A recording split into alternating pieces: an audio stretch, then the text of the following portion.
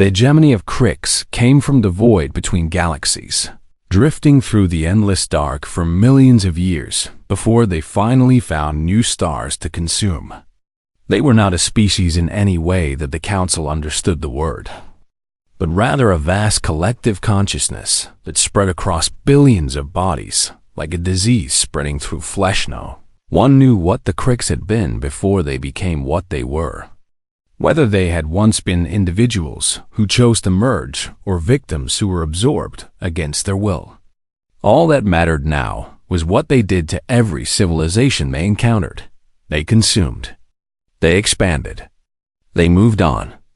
And they left nothing but silence in their wake. High Arbiter Caltharax received the first reports of the invasion with confusion rather than fear. The Council had not faced a true military threat in over 10,000 years, and the old insectoid had almost forgotten what it felt like to be in danger. "Surely, our defense fleets can handle this," he said to his advisors, his compound eyes flickering with irritation at being disturbed. "We have maintained the peace for 50 millennia. What could possibly threaten us now?" His confidence lasted exactly 6 days. The first Council fleet to engage the Crix outnumbered the enemy 3-1 and possessed weapons that should have been more than sufficient to destroy any threat. The battle lasted less than an hour, and when it was over, not a single Council ship remained intact. The Crix did not fight like any enemy the Council had ever faced. Their ships moved in perfect coordination, millions of vessels acting as one mind, adapting to every tactic within seconds and exploiting every weakness without mercy. They did not negotiate, they did not retreat. They did not show any sign of individual thought or feeling. They simply attacked. And attacked and attacked until nothing was left. World after world fell to the invasion. The Crix descended on populated planets like a swarm of insects, overwhelming defenses and absorbing survivors into their collective. Species that had existed for hundreds of thousands of years were erased from the galaxy in a matter of weeks. The Council retreated again and again, but there was nowhere to retreat to. The Crix advanced on all fronts, and every defensive line crumbled before their relentless assault in his private chambers. Caltharax watched the tactical displays with growing despair. He was 3,000 years old, and he had seen many terrible things in his long life. But nothing had prepared him for this. The galaxy was dying, and there was nothing he could do to stop it. "There may be one option," his senior advisor said quietly, though the words clearly pained him to speak. "The exiles." Caltharax turned to stare at his advisor with all 4 of his eyes. "The humans? They died in the Veil centuries ago. Everyone knows this. Our long-range sensors have detected energy signatures from deep within the Veil," the advisor replied. "Massive signatures, unlike anything we have seen before. Either the Veil has developed some new phenomenon, or the humans survived and built something extraordinary." The High Arbiter was silent for a long moment, his ancient mind wrestling with the implications. He had voted to exile humanity, had been certain that it was the right decision, had never questioned the wisdom of sending those dangerous creatures to their deaths, but now the galaxy needed saving, and the Council had nothing left to offer. "Send a message," Caltharax finally said, and each word tasted like ash in his mouth. "Beg if we must. We have no other choice." The transmission reached the Terran Ascendancy within hours, carried by communication relays that the Council did not even know existed. Admiral Soren Chun read the message on the bridge of the Prometheus, and he could not help but smile at the irony of it all. "They want us to save them," he said to his senior officers. "The same beings who sent us to die in the Veil are now asking us to rescue them from destruction. We should let them burn," Captain Rodriguez said, echoing the sentiment that many in the Ascendancy felt. "They showed us no mercy. Why should we show them any?" Soren understood the anger behind those words, felt it himself whenever he thought about what his ancestors had suffered. But he also remembered the lessons his father had taught him. And his grandfather before that. Being better than your enemies is not about what they deserve, Soren replied. It is about who we choose to be. Chancellor Okonkwo addressed the Ascendancy Senate that same day, and her words were broadcast to every human settlement across 400 systems. She spoke of the past and the suffering, but she also spoke of the future and the choice that lay before them. We can let the council fall and watch the Krix consume the galaxy, she said. Or we can show the universe what humanity truly is. Not the monsters they accused us of being, but something greater. Something worthy of the stars we have claimed. The vote was close. But in the end, the Senate authorized military intervention. The first expeditionary fleet would cross into Council space and engage the Krix. Admiral Chen gave the order. And 2,000 human warships jumped into the unknown, the Battle of Theron's Gate would be remembered for as long as civilization existed. It was the moment when humanity announced its return to the galaxy.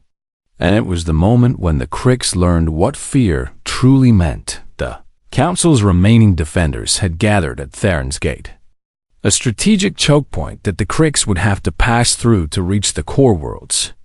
They had assembled everything they had left. Nearly 5,000 ships from a dozen different species. And they were prepared to die holding the line when the human fleet emerged from the veil. The Council commanders did not know what to make of the strange vessels that appeared on their sensors. The ships were larger than anything they had ever seen, covered in armor that seemed to drink in light itself. And they moved with a speed and precision that should have been impossible. The Krix advanced to meet them, confident in their numerical superiority and their perfect coordination. They had destroyed countless fleets before, and they saw no reason why these new arrivals would be any different. They were wrong. Human weapons fired, and Krix ships exploded by the hundreds. Human shields held against attacks that would have shattered Council vessels instantly. Human tactics shifted and adapted faster than the hive mind could respond, exploiting weaknesses that the Krix had not known they possessed. The battle lasted 11 minutes when it was over.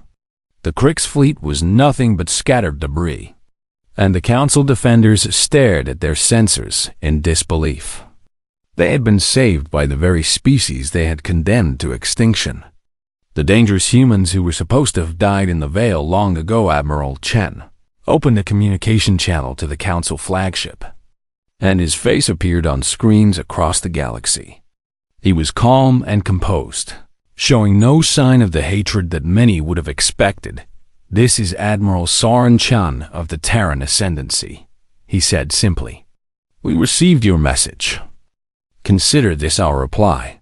He paused, and something flickered in his eyes that made every Council member who watched feel a chill run through their bodies. The war has just begun. Try to keep up. The humans have returned, and the galaxy would never be the same. The transition from Council rule to human leadership did not happen overnight, and it certainly did not happen peacefully. Change never comes easy, especially to those who have held power for thousands of years. 3 of the 12 Council species refused to accept human authority, clinging to the old ways with desperate stubbornness. They formed an alliance called the Preservation, and they vowed to resist the Terran Ascendancy by any means necessary. Chancellor Okonkwo could have crushed them with military force. The human fleet was more than powerful enough to destroy the Preservation in a matter of weeks. But she remembered why humanity had returned to the galaxy in the first place. And it was not to become the conquerors that the Council had always feared. "We will not prove them right," she told her advisors when they urged her to strike. "We will prove them wrong, just as we always have, instead of war." Humanity offered something the Preservation had never expected. Friendship. Human scientists traveled to Preservation worlds and shared technologies that revolutionized their societies. Medicines that cured diseases which had plagued them for millennia. Power systems that could provide unlimited clean energy. Agricultural methods that ended famines that had lasted for generations.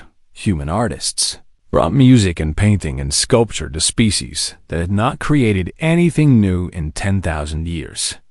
They showed the preservation that creation was not dangerous, that change was not chaos, that the future could be brighter than the past human. Diplomats sat down with leaders who had sworn to destroy them and listened to their fears and their concerns. They did not dismiss or mock or threaten. They simply talked, and more importantly, they listened one by one. The preservation worlds began to change their minds. The crystalline beings of Theric Prime were the first to accept human leadership, won over by a young human musician named David Okafor, who spent 3 years learning their language and their customs. He composed a symphony that expressed human emotions in ways their species had never imagined possible. And when they heard it, they wept tears of liquid crystal. The insectoid Crevath followed soon after, convinced by human engineers who helped them save their dying homeworld from ecological collapse.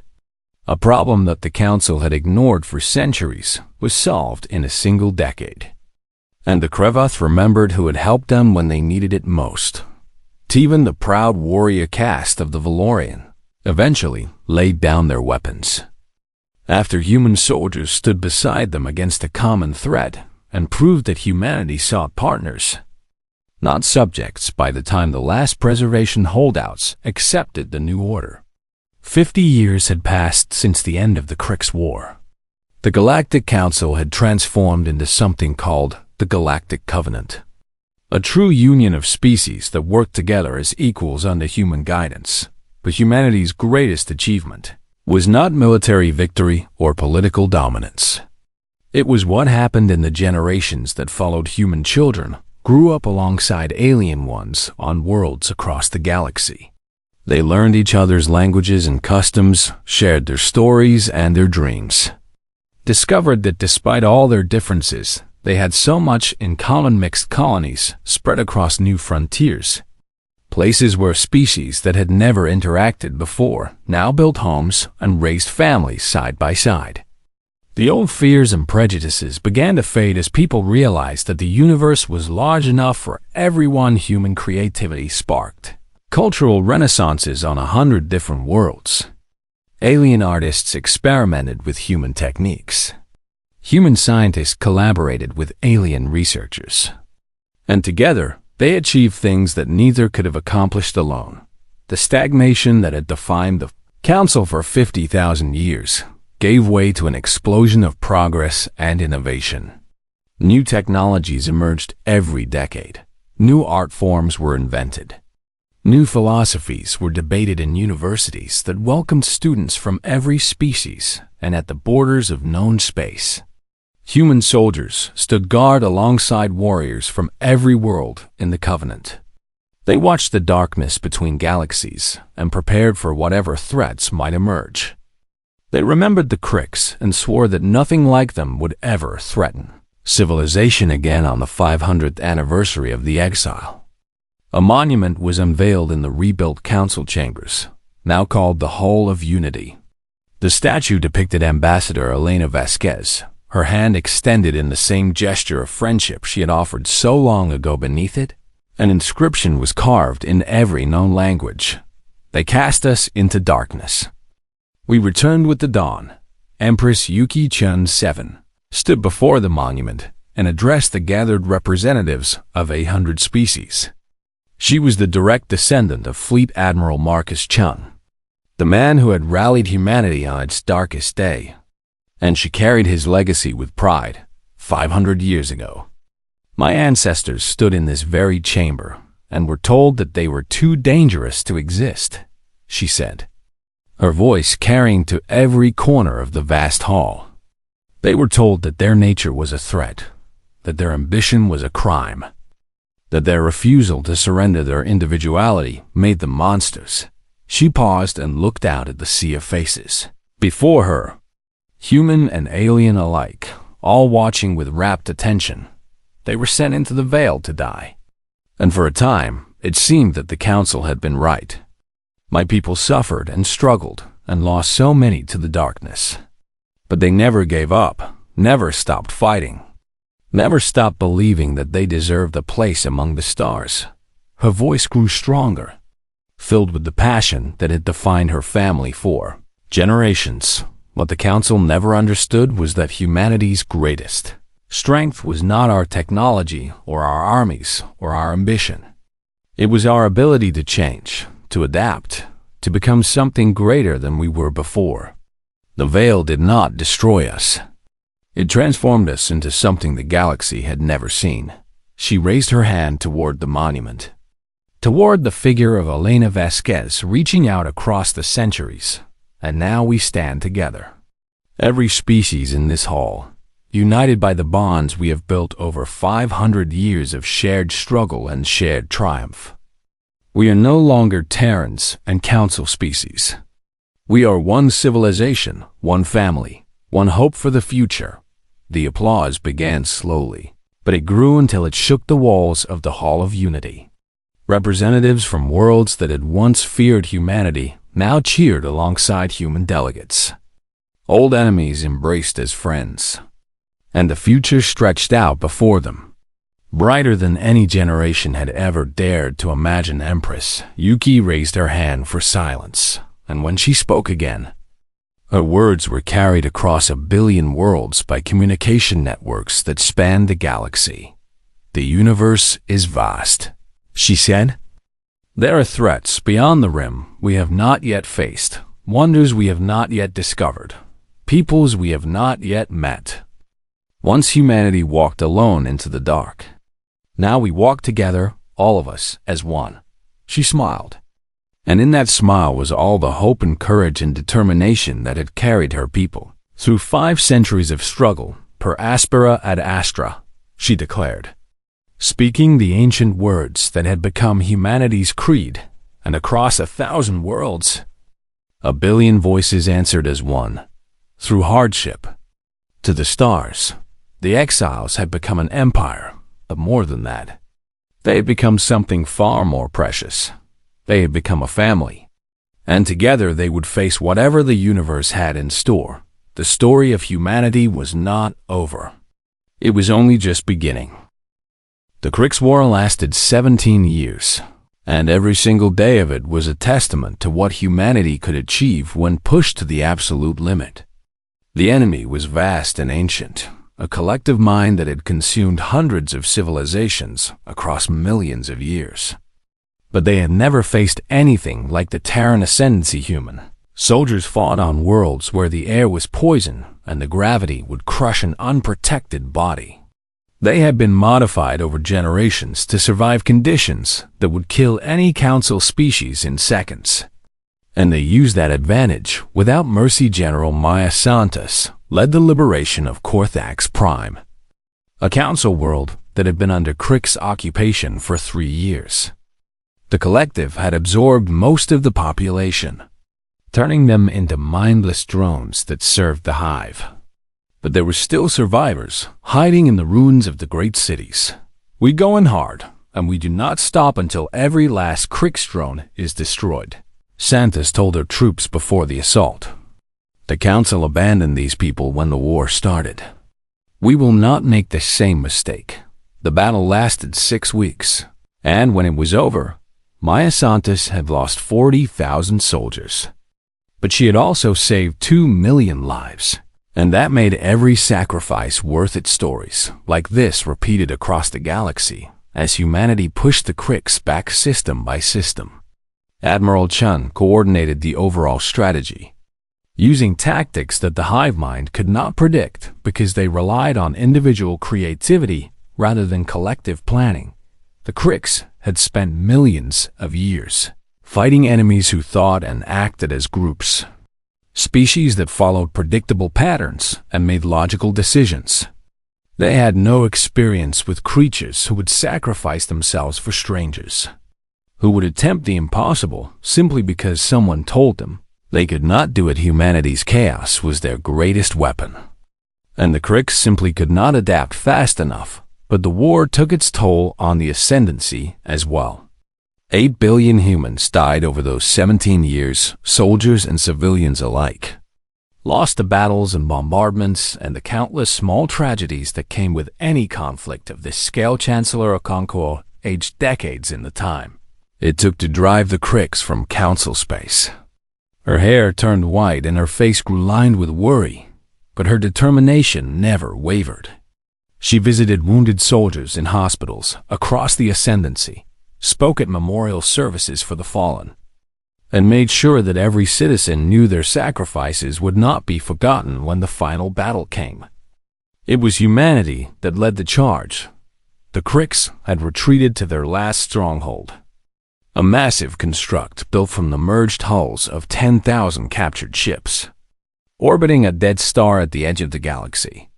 This was where their central consciousness resided, the core of the hive mind that controlled every drone across countless systems. Admiral Chun assembled the largest fleet in human history and prepared for the assault. Every available warship, every soldier who could fight, every weapon that could be brought to bear. This would be the end, one way or another. We finish this today, Chun announced to his forces before the attack began. For everyone we have lost, for everyone who was counting on us, for the future of every species in this galaxy. Today we end the Crix forever. The battle was brutal beyond description, a swirling chaos of ships and weapons and death that seemed to have no beginning and no end. The Crix fought with the desperation of a creature facing extinction, throwing everything they had at the human fleet. But humanity fought harder when the core was finally breached and the hive mind was shattered. The effect rippled across the galaxy in an instant. Crix drones everywhere simply stopped moving. Their connection to the collective severed permanently. The war was over. Admiral Chun stood on the bridge of the Prometheus and watched the enemy stronghold crumble into debris. He was exhausted beyond words, but somewhere beneath the fatigue, he felt something he had not felt in years. Pride. Pure, simple pride in what his people had accomplished. The council requested a formal meeting 3 months after the war's end, and Chancellor Okonkwo agreed to attend. She traveled to the same chamber where Elena Vasquez had stood 4 centuries earlier, where humanity had been judged and found wanting. High Arbiter Cal Turax was there to greet her, even older now than he had been during the exile. His shell cracked and faded with the weight of years. He looked at Okonkwo with eyes that held something that might have been shame. On behalf of the Galactic Council, I offer you our deepest gratitude, Calthrax began. You saved us when we had no right to expect salvation. You proved that the judgment we passed on your species was wrong in every way that matters. Okonkwo listened without expression, her face revealing nothing of what she felt inside. We wish to make amends, the High Arbiter continued. We offer humanity full membership in the Galactic Council, a permanent seat among the 12, and formal recognition as equals to any species in the galaxy. We offer a formal apology for the crime of exile, and we will provide whatever reparations you deem appropriate. The other council members nodded their agreement, and Okonkwo could see the relief on their alien faces. They thought this was over, that humanity would accept their apology and take their place as one more species in the Council's ancient order. They still did not understand, High Arbiter, Okonkwo said, her voice carrying clearly through the vast chamber. I thank you for your offer, but I am afraid you have misunderstood our intentions. She activated a holographic display that projected a map of the Veil, and gasps echoed through the assembly as the council saw what humanity had built in the region they had meant to be a grave 6,000 star systems, blazed with light on the display, each one a thriving colony of the Terran Ascendancy. Population approaching 100 billion. Industrial capacity exceeding the entire council combined. Military strength that dwarfed anything the 12 ancient species could hope to match. You exiled us to die, Okonkwo said, her voice hardening. Instead, you gave us a forge. You gave us freedom from your stagnation, your rules, your fear of change. We built something in that darkness, something you could never have allowed us to become. She leaned forward, and every council member felt the weight of her gaze. "We did not come here to join you. We came here to lead you." The silence that followed was absolute, as 12 ancient species realized that the galaxy had changed forever. The exiles had become an empire, and nothing would ever be the same again. The first century in the Veil was a nightmare that never seemed to end, and those who survived, it would carry the scars for the rest of their lives.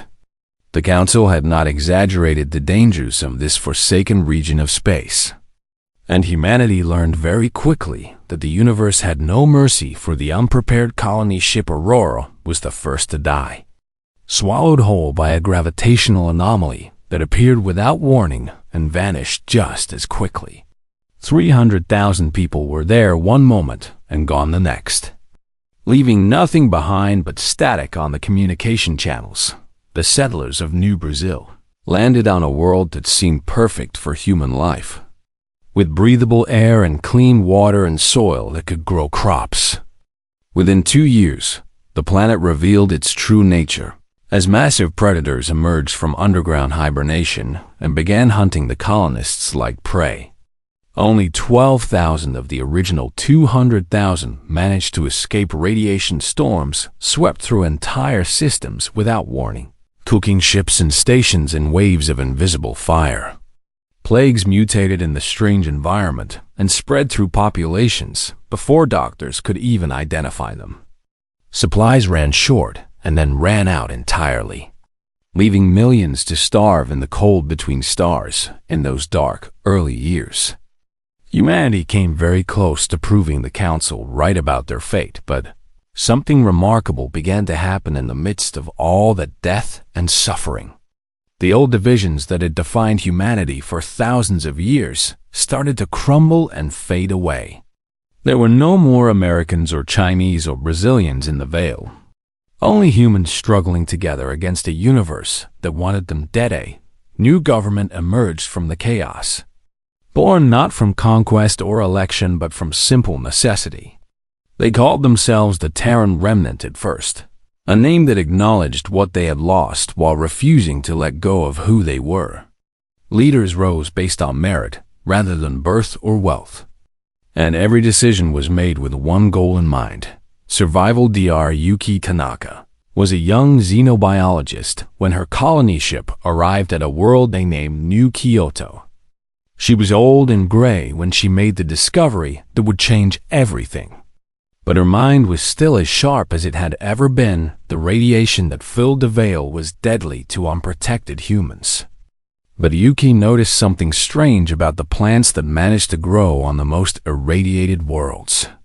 They did not simply resist the radiation, they used it, converting the deadly energy into fuel for their own growth. If plants can do it, Yuki told her research team, then we can learn to do it as well. It took 20 years of research and thousands of failed experiments. But Yuki and her colleagues eventually developed technology that could harness the Veil's radiation as a power source. Suddenly, the very thing that had been killing humanity became their greatest advantage. The Council species had always avoided radiation, building their civilizations in the safest and most stable regions of the galaxy. They had never imagined that anyone would be desperate enough to find a use for such dangerous energy within 2 generations. Human ships were faster than anything the galaxy had ever seen, powered by engines that drank radiation like water. Human cities were built inside the hearts of dying stars, protected by shields that converted deadly light into life-giving warmth. Human soldiers wore armor that made them immune to energy weapons, absorbing blasts that would vaporize any Council warrior. The Terran Remnant grew into something larger, something stronger, something that no longer thought of itself as a refugee population hiding from extinction. They began calling themselves the Terran Ascendancy, and the name fit better with each passing year. The year 2687. 3 centuries after the exile began, the Ascendancy controlled more than 400 star systems. Their population had grown from 10 billion desperate survivors to nearly 50 billion citizens, living in conditions that would have seemed like paradise to their ancestors. Grand Admiral Soren Chun stood on the bridge of his flagship, the massive warship called Prometheus, and looked out at the fleet assembled before him. 2,000 vessels of war, each one carrying weapons and technology that the Council had never imagined possible. Soren was the great-grandson of Marcus Chun, the admiral who had rallied humanity on its darkest day, and he carried his ancestors' legacy with pride. But he also carried something else, something that had been passed down through 4 generations of his family. He carried the memory of what the Council had done, and he carried the knowledge that one day there would be a reckoning. Report from the border stations, his communications officer announced. Our sensors are detecting massive energy signatures in Council space. It appears that something is attacking them. Soren felt his heart quicken, but he kept his expression calm. Do we know what it is? Negative, Admiral. Council communications are fragmenting. Whatever is hitting them hard. The bridge crew exchanged glances, and Soren knew they were all thinking the same thing. For 300 years, humanity had been building and preparing, waiting for the day when they would return to civilized space and confront those who had exiled them. Perhaps that day had finally come. Maintain observation protocols, Soren ordered. I want to know everything about what is happening out there. And send a message to Chancellor Okonkwo. Tell her that the galaxy may be about to change. In the Great Council Chamber of the Ascendancy, Chancellor Amara Okonkwo received the Admiral's message with a mixture of anticipation and concern. She was a politician, not a warrior, and she understood that whatever came next would define humanity's place in the galaxy for centuries to come. Ascendancy had become strong beyond anything the Council could have predicted. But strength alone did not make a civilization great. Amara had studied the history of her people, all the wars and empires and rises and falls that had marked humanity's journey through time. She knew that the greatest dangers often came not from enemies outside, but from the choices made within. What do you think we should do? She asked her advisors, though she already knew what most of them would say. We should let them burn, said General Kowalski, his scarred face hard with old hatred. The Council sentenced us to death. Let them taste their own medicine. We should stay hidden, said Minister Yamamoto, ever cautious. Whatever is attacking them might turn on us next. We do not know enough to act. Amara listened to them all, and then she turned to look out the window at the city that stretched below her. Millions of people living their lives, building their futures, dreaming their dreams. What would happen to those dreams if humanity chose revenge over mercy? If they became the very monsters the Council had accused them of being? She made her decision, and she knew it would not be popular with everyone. But she also knew it was right. We are not what they said we were, Amara declared. We never were. And we will prove it, not for them, but for ourselves. Contact Admiral Chun and tell him to prepare the first fleet. The Terran Ascendancy was about to return to the galaxy that had cast them out, and nothing would ever be the same again. The Great Hall of the Galactic Council stretched for miles in every direction, and Ambassador Elena Vasquez had never felt so small in her entire life. She stood alone on a platform that floated above an endless sea of alien faces, each one belonging to a species that had conquered the stars long before humanity had learned to make fire. 12 ancient races ruled this galaxy, and they had done so for 50,000 years without interruption. They called themselves the Eternal Council, and today they would decide the fate of every human being alive. Elena took a deep breath and looked up at the towering figure of High Arbiter Calthrax, an insectoid creature whose shell gleamed like polished obsidian. He had lived for 3,000 years, and his compound eyes held the weight of countless judgments passed upon younger species. We have reviewed your application for membership, Calthrax said, his voice echoing through translation devices that made his alien clicks and hisses sound almost human. "We have studied your history, your culture, your technology, and your nature." Alina felt hope rise in her chest. Humanity had worked so hard for this moment, sending their best art, their greatest music, their most peaceful intentions across the void. Surely the Council could see that humans meant no harm to anyone.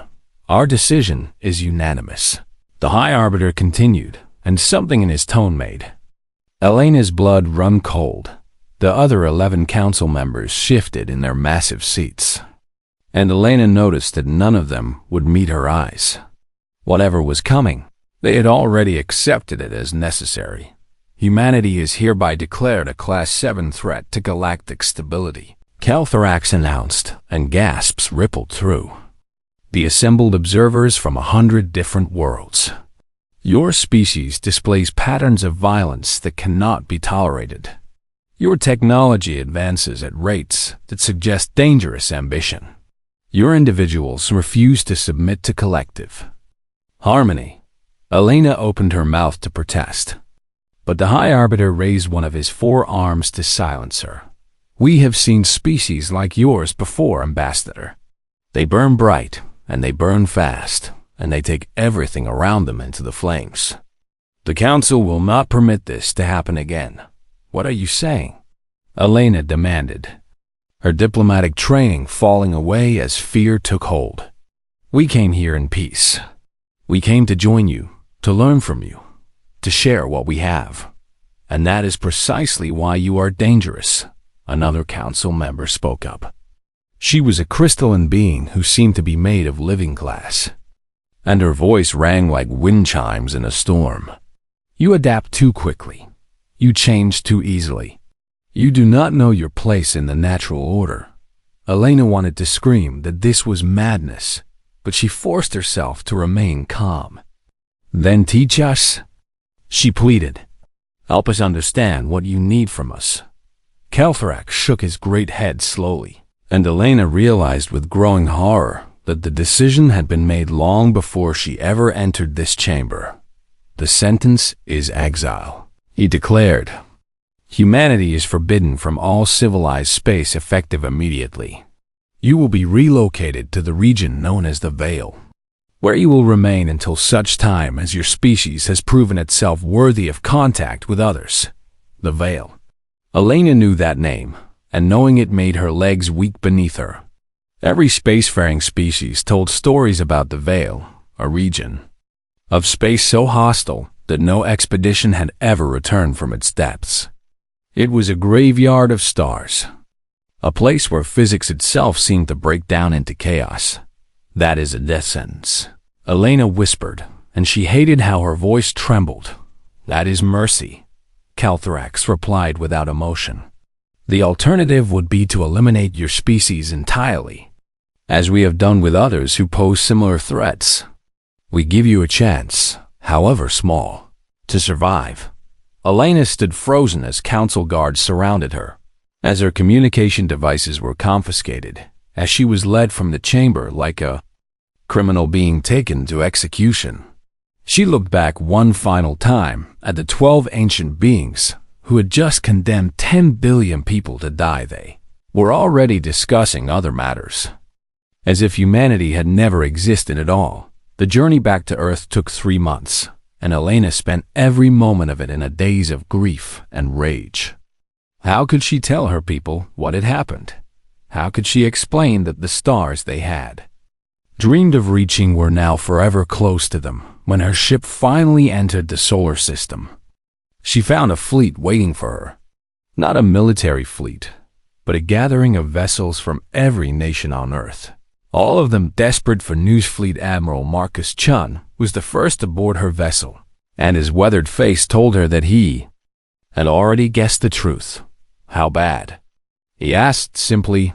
"As bad as it can be," Elena replied, and then she told him everything. The news spread across Earth within hours, and the reaction was exactly what the Council had predicted.